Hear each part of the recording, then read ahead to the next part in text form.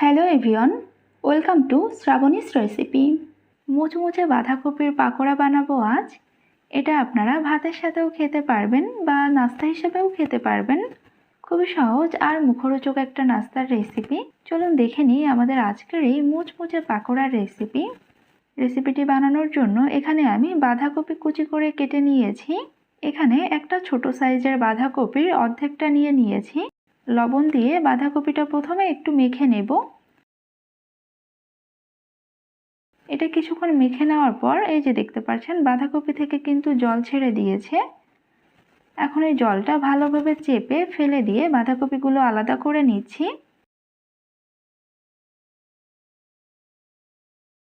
বাঁধাকপি থেকে যে জলটা বেরিয়েছিল সেটা ফেলে দিয়ে আমি আলাদা একটা পাত্রে নিয়েছি।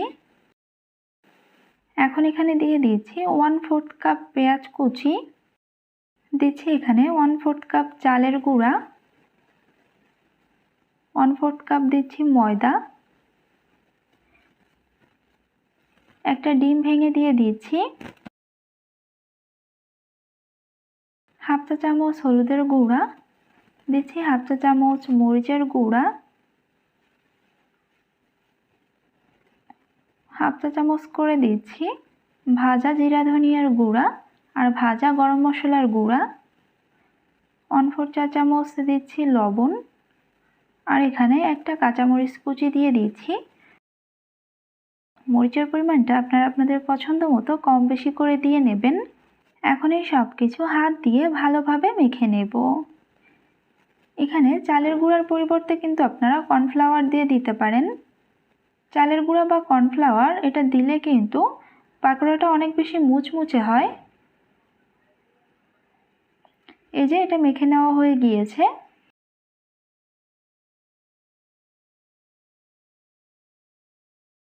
এখন পাকোড়াগুলো ভাজার জন্য এখানে একটা প্যানের ভেতর নিয়ে নিচ্ছি বেশ কিছুটা পরিমাণ তেল। তেলটা ভালোভাবে গরম করে নেব। তেলটা ভালোভাবে গরম হয়ে গেলে আমি পাকোড়াগুলো এই গরম তেলের ভেতর দিয়ে দিচ্ছি।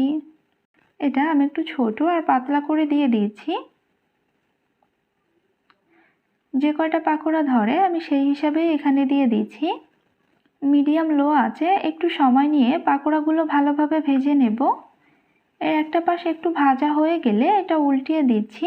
একটু সময় নিয়ে পাকোড়াগুলো ব্রাউন কালার করে ভেজে নেব। চুলার আঁচটা বাড়িয়ে দিয়ে বেশি তাড়াহুড়ো করে এটা ভাজতে যাবেন না, তাহলে কিন্তু ভেতরের দিকটাই কাঁচা থেকে যাবে আর বাইরে কালারটা চলে আসবে। প্রায় 8 থেকে 10 মিনিট সময় ধরে আমি পাকোড়াগুলো ভেজে নিয়েছি আর খুব সুন্দর একটা ব্রাউন কালার চলে এসেছে। এখন এটা তেল ঝরিয়ে উঠিয়ে নিচ্ছি।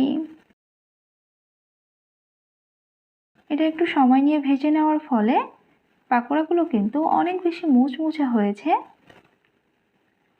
বেশি তাড়াহুড়ো করে এটা ভাজতে যাবেন না, তাহলে কিন্তু এটা ভালো ভাজা হবে না।